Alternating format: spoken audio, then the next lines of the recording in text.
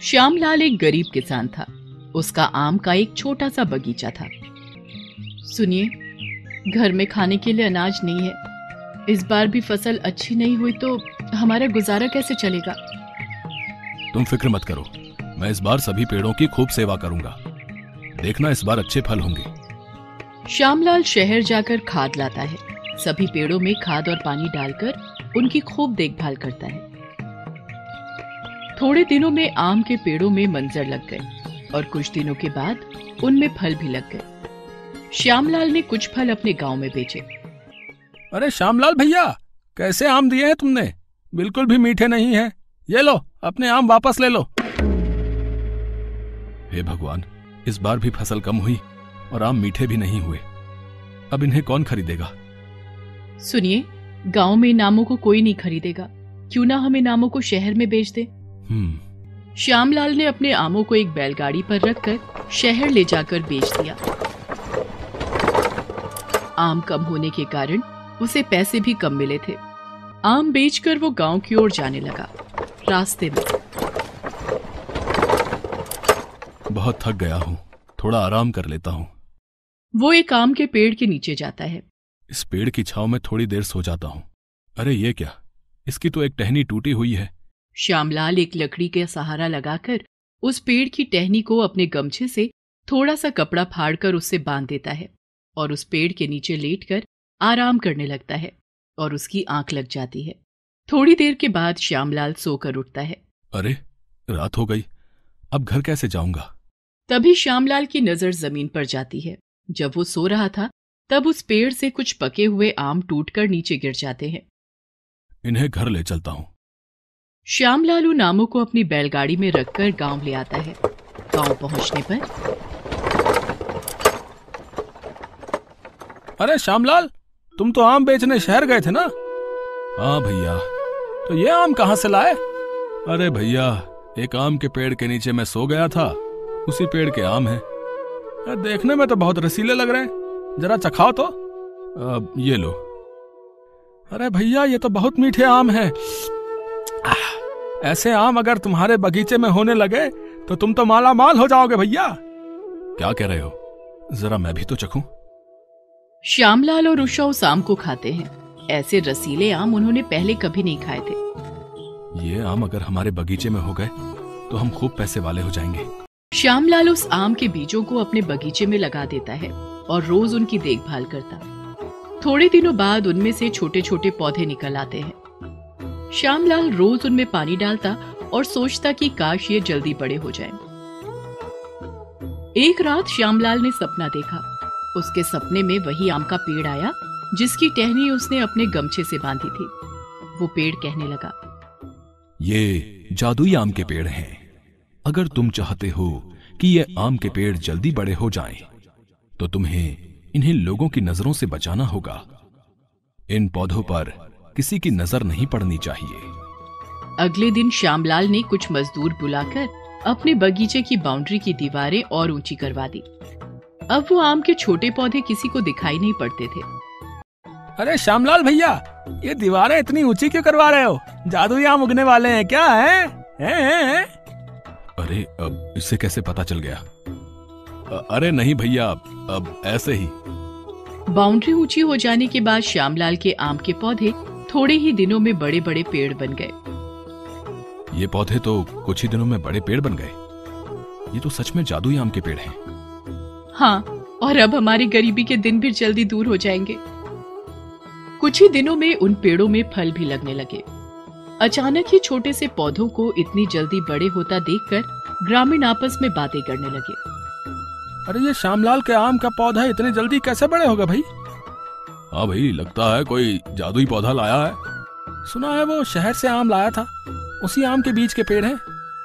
एक दिन जब श्यामलाल उन पेड़ों से फल तोड़ने लगता है तो उनमें से एक फल सुनहरे रंग का था और काफी चमक रहा था।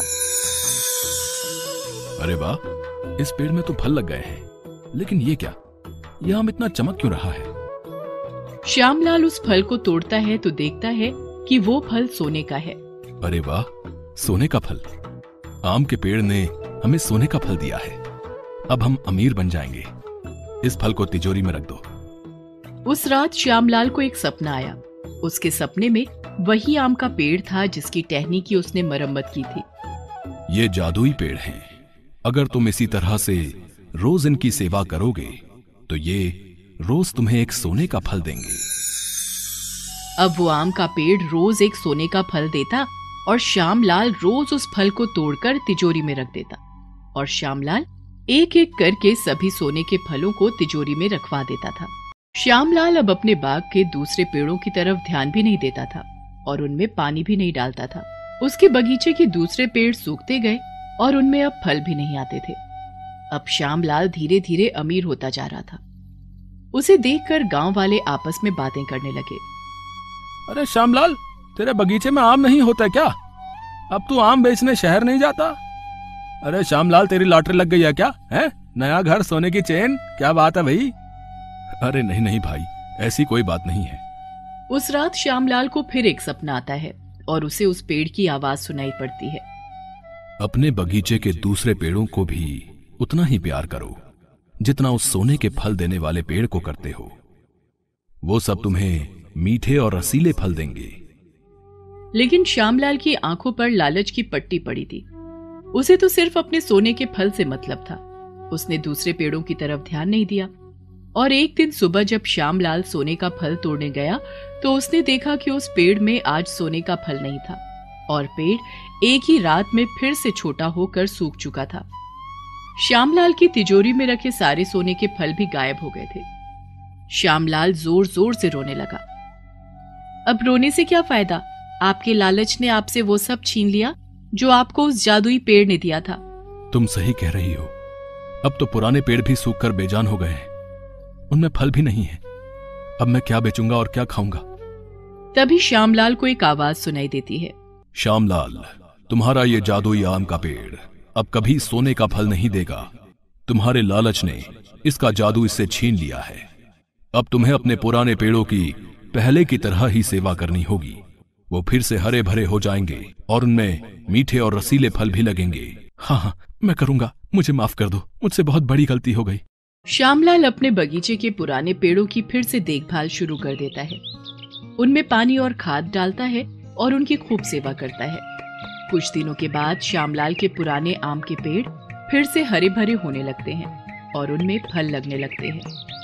इस बार श्यामलाल के पुराने पेड़ों के आम काफी रसीले और मीठे थे और फसल भी अच्छी हुई थी। अरे श्यामलाल, तुम्हारे आम के फल तो इस बार बहुत ही मीठे और रसीले हैं भाई। इससे पहले कि सारे फल गांव में ही खत्म हो जाए, तुम इन फलों को जल्दी से शहर में बेच दो। हाँ, तुम ठीक कहती हो। और श्यामलाल अपने आमों को एक बैलगाड़ी में रखकर शहर ले जाता है और उन्हें बेच देता है। इस बार उसे आम बेचकर अच्छे पैसे मिले थे। श्यामलाल खुशी खुशी घर आ जाता है। उस रात उसने फिर से एक सपना देखा। सपने में वही आम का पेड़ श्यामलाल से कहता है, अब हर साल अपने बगीचे के आम के पेड़ों की अच्छी तरह देखभाल करना। अब तुम्हें सोने के आम तो कभी नहीं मिलेंगे, लेकिन तुम्हारे बगीचे के आम बेहद मीठे और रसीले होंगे, जिन्हें बेचकर तुम खूब पैसा कमाओगे। और अब श्यामलाल ऐसा ही करता है और अपने बगीचे के आम को बेचकर खूब पैसा कमाता है। धीरे धीरे पैसा जोड़कर श्यामलाल ने गांव में अपनी एक आम की दुकान खोल ली।